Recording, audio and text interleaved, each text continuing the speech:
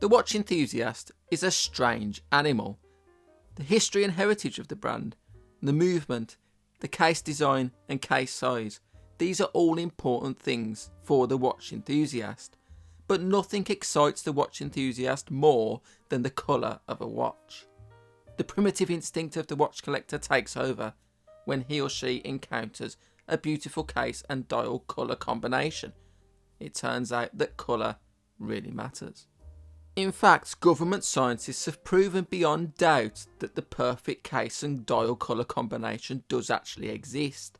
It pairs a gold or bronze case with a brown dial. Don't believe me? I present the following evidence. The Rolex GMT Master 1675. I have never been a massive fan of Rolex GMTs or Submariners, but even I can admit that the 1675 is one of the most beautiful watches ever made. The majestic solid 18 karat gold Jubilee bracelet and case, the brown gilt dial, the gold nipple hour markers send this watch into the stratosphere.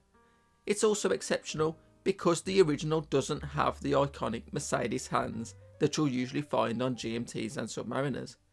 There are many variants with and without crown guards. I'm not sure which I prefer more. It's often known as the Concorde reference as it featured in this famous Rolex advertisement.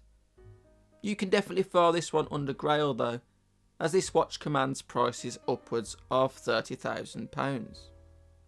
But what else is out there apart from the 1675? The Tudor Black Bay 58 Bronze.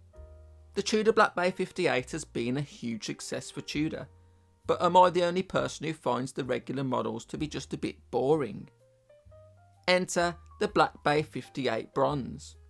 It's a different style of watch, but it still has a similar vibe to the aforementioned Rolex GMT Master 1675, except it's modern and around 1/10 of the price. It has everything the standard Black Bay 58 has, including the in-house MT 5400 automatic movement and snowflake hands, but with Arabic numerals at the 3, 6 and 9 in the style of the Rolex Explorer. It was also the first Tudor to feature the T-fit clasp, which allows for on-the-fly adjustment. The unavoidable patination of the bronze case and bracelet isn't something that everyone will find attractive, but it certainly adds extra character to an already unique watch. The only real downside is that it's a boutique exclusive, which makes it a little harder to get hold of new. At around £4,000 though, I think it's a very special watch and a cut above Tudor's regular offerings. The Frederique Constant Manufacture Classics World Timer. Frederique Constant is a brand that has struggled to gain the respect of most watch enthusiasts. The brand was only founded in 1988, and the name seems to have no real meaning other than to evoke thoughts of famous Swiss watch brands like Patek Philippe or Vacheron Constantin. The designs can often be derivative, but whatever it lacks in watchmaking history, it makes up for in sheer value for money.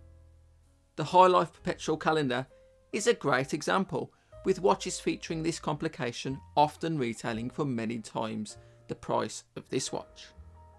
And then there is the Manufacture Classics World Timer, an affordable Swiss-made world timer with an in-house movement and rose gold plated case and chocolate dial. There are other colourways available, but for me this is just gorgeous. The only problem is the reference is now discontinued. But it does pop up on the secondary market now and again, perhaps even for as little as half the retail price, which is insane. I've never really understood the hate for Frederique Constant. I suppose love and hate for watch brands is mostly irrational. We can't really explain why we like certain brands and dislike others, we just do. I'm sure I could go on all day, but these are my top 3 picks, watches that really stood out to me. But there are many more out there that really hit the spot.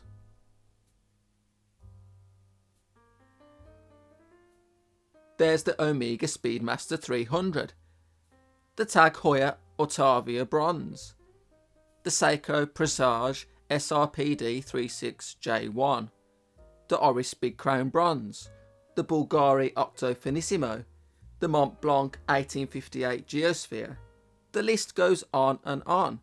Big or small, yellow gold, rose gold, bronze, solid gold, gold plated, expensive, cheap, it doesn't matter. The combination just works.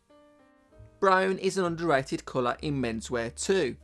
Brown shoes and boots are common, of course, but a brown suit or brown shirt or brown tie are a lot rarer and look great when done right.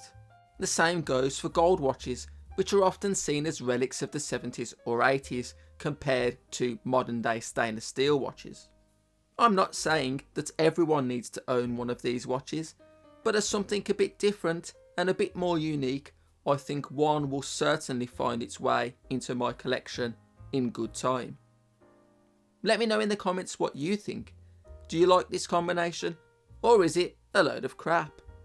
If you enjoyed this video, please consider liking and subscribing, it really does help. If you want to follow me on Instagram, you can do so at @_holecut.